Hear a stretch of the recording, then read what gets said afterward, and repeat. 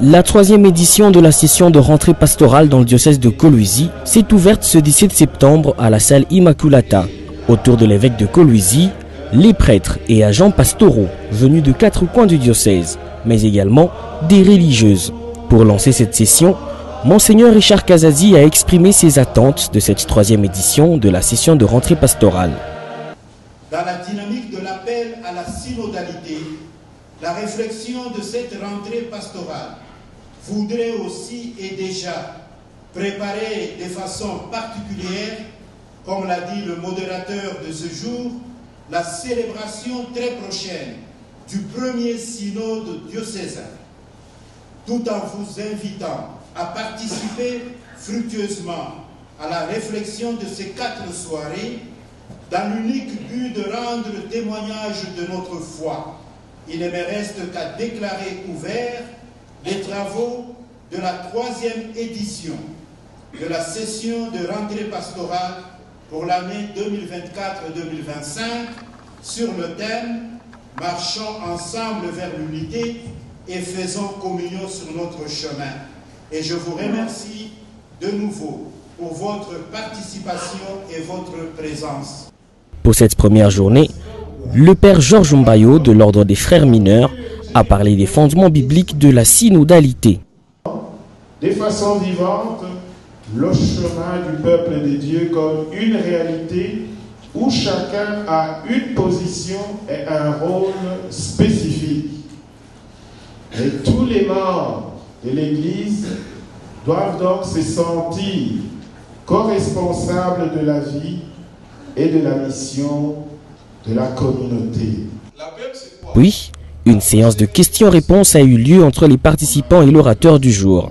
Pour l'un des participants à ces assises, parler de la synodalité dans le diocèse est une question bien choisie. Parce que c'était une très bonne initiative que son Excellence Monseigneur l'évêque a pu avoir.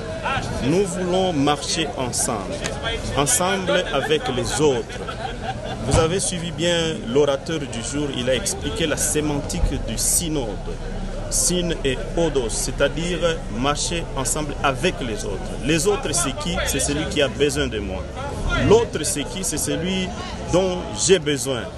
Au 2e jour de ces assises, 2 conférences étaient au rendez-vous. La première, animée par le père Didier Oumbi, salésien de Don Bosco, sur le thème « La spiritualité de la synodalité, marcher selon l'esprit ». Pour quel but on marche ensemble? On marche avec les autres sur le chemin qui nous conduit vers Dieu. L'icône qu'on nous donne, elle est bien, vous voyez au milieu, il y a l'évêque avec la crosse, et devant, il y a toutes sortes de personnes, les handicapés. Oui. L'icône mondiale qu'on a choisie pour la synodalité. Pour dire que ça implique tout le monde. Il n'y a pas le connaisseur meilleur et le moins. Non.